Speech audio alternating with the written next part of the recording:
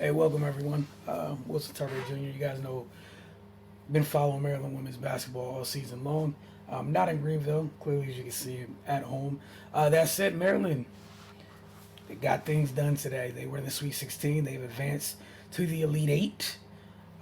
Things apart to a huge third quarter. It's a story we've seen many times with this Maryland team this season. Just getting through a first half, responding, adjusting, and then just taking control of a game, and then eventually cruising at times to win. But we've seen them multiple times change games in the third quarter, and change the outcome to something that works in their favor. So below, I'll just have have the game recap, just the game being played out below. But again, Maryland Terrapins have advanced to the Elite Eight for the first time since 2015 with the 76-59 win over the third-seeded Notre Dame Fighting Irish. Maryland will be going on to face the winner South Carolina, UCLA. They're currently playing, as I'm recording this recap, South Carolina is up 48-30 over UCLA with about a minute left in the third quarter. Notre Dame was led by Sonia Citrone's 14 points, 7 rebounds, 4 assists. They got 9 points and 5 rebounds from Maddie Westbeld. Kylie Watson finished with 8 points, 3 rebounds, and 3 assists. And Cassandra Prosper finished with 8 points. Diamond Miller and Cheyenne Sellers had 18 points apiece for Maryland in the win. Sellers added 5 rebounds, 8 assists, and 3 steals. Can't forget the block. Diamond had 5 rebounds, 2 assists, 4 steals, and 2 blocks.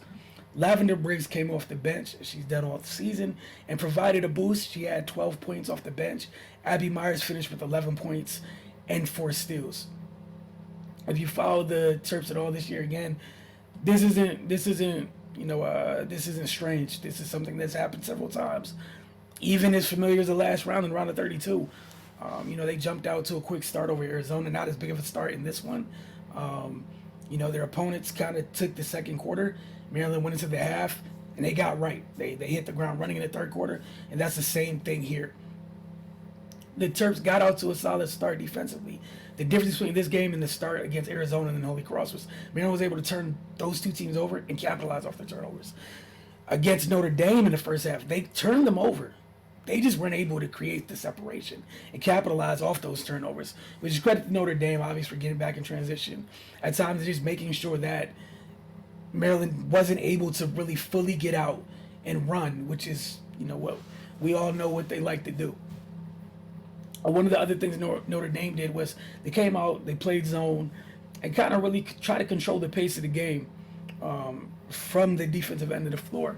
And with a team with 3 post players, obviously able to crowd a little bit more and then take care of business on the glass, obviously, at times. They baited Maryland to settling for some jumpers, and there wasn't as many opportunities for offensive rebounds just because of what Notre Dame was doing. Notre Dame did, however, get into a bit of foul trouble as the game went on, but a lot of that started in the third quarter. Notre Dame would outscore Maryland by 3 in the second quarter to take a 32-31 lead at the break. Give me a second to cue this up so we get to the third quarter for you guys. Make it a little bit easier. As I get to what happened in the second half, you guys can see it. There we go. They came out the halftime break. As you can see, it's just getting halftime in the box below, which was big for Notre Dame to respond after the first quarter, which they only trailed by 2 or whatnot. But Miller came out of halftime, and this is where everything changed. They were just more aggressive. Both Diamond Miller and Cheyenne Sellers decided to, use their gifts to get downhill and attack. We know just how much pressure Diamond can put on the defense. Cheyenne has the ability to put similar pressure on the defense as well, just in her way. As you can see here, they're both tall guards. All right, so they use their length very well. They know how to attack gaps, and they made the most of that in that third period. You couple those two with Brene Alexander being on the floor, a little nice lineup change by Brenda at the half, and it opened the floor a little bit more. You let those two just attack those driving lanes, and here and there find teammates for buckets, and that's how things open up. Sellers had 9 in the period. Diamond had 8. Diamond had 14.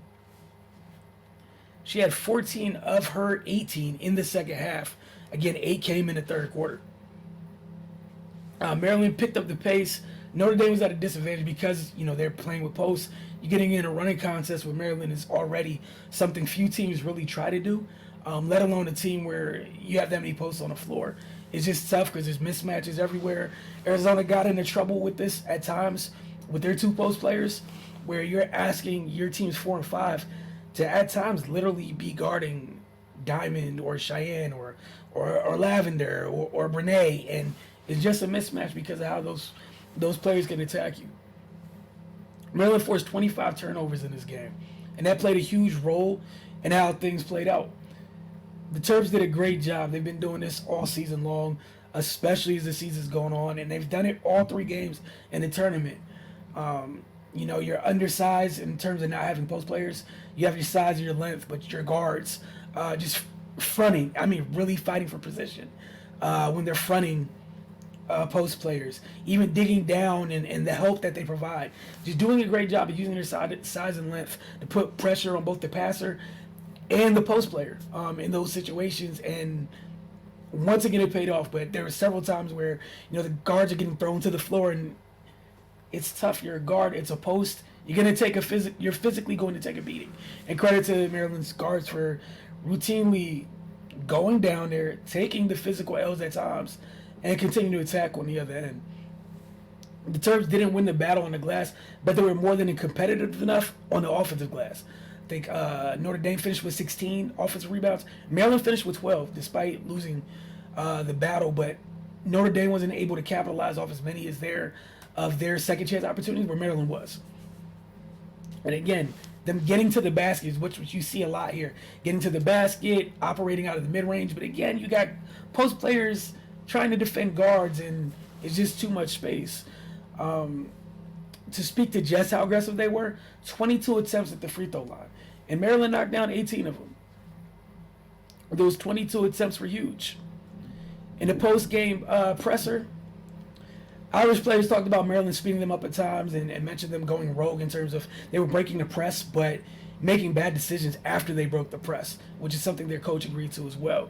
Conversely, Maryland's players talked about the importance of their ball pressure and them wanting to speed up Notre Dame, wanting to make Notre Dame ball handlers uncomfortable. Since they're without their very, very, very good point guard and Olivia Miles, they were also without senior guard Dara Mabry. Miller and Sellers both agreed that it was simply their aggressiveness in the third quarter. That was the adjustment, just deciding to attack, deciding to no longer settle. And that was a difference for those two in terms of what really got them going. Both coaches came across very proud of their groups and what they've accomplished this season, both citing each team's individual bouts with adversity. But again, credit to Maryland. You just got to give them credit for getting this done. And that's what it comes down to. They advanced to the Elite Eight again for the first time in 8 years. Just some notes I personally had. Diamond and Cheyenne. What we see throughout this tournament, obviously most of the year, that's the engine. The team goes as those two go. That's why at times, when they've had rough games where Diamond's been in foul trouble. However, most of the time the Diamond's been in foul trouble, or at least Shy's not in foul trouble, so they still have one of those two on the floor. There's been a couple times this year where both of them weren't on the floor, and those are really tough moments for Maryland. Ideally, they need those two on the floor at all times, and if not, both of them at least one. And then you got Faith, who's quietly just the conductor. She's the conductor, the connector, both ends, does so much. Those three were special again today, and been saying this all year. Been saying this since Faith has gotten to College Park. Her true impact never fully shows on the box score. If you're someone who box score hunts, you're never going to get the value that Faith Masonis brings to the table. Abby Myers was key in this one as well, especially in the first half, as Maryland tried to navigate the Irish zone. She was flashing to the middle, knocked down a couple mid-range jumpers. Outside of that, kind of just coming to the middle and connecting passes at times as well. She also had 4 steals. Credit to her for the job she's done defensively this year and on the boards at times. She had 4 steals and a block. Freshman Bree McDaniel Didn't look like a freshman. Once again, it was one of those games where she's come in, made an impact on the defensive end of the floor, even though her offense wasn't going. Like Faith, impact will not show in the box score. But Maryland felt, you could feel when she was in there, the difference when she wasn't and when she was on the floor for Maryland. Lastly, Lavinay, the two transfers. Abby's obviously transferred as well, but these two have had a very important role, even though they're coming off the bench all season long. I'm talking about quality depth. You're a very good team if these two are coming off your bench. And once again, the duo came in and had another big shift for Maryland. The two SEC transfers combined for 20 points. They accounted for four of the six made three-pointers for Maryland on the day. Their versatility on both ends was huge. Once again, defensively, again, it's another set of big guards with their height, their length, their strength. They've been able to give Maryland another two defenders on the floor at times that can also guard 1 through 5. And they have the ability to attack the mismatches on the other end. They may not attack the same way that Diamond or Shy attacks, but with Brene, she's a very good shooter. She has enough handle to attack hard closeouts, get into the paint, score for herself, for her teammates. Lavender just has a very solid all-around game.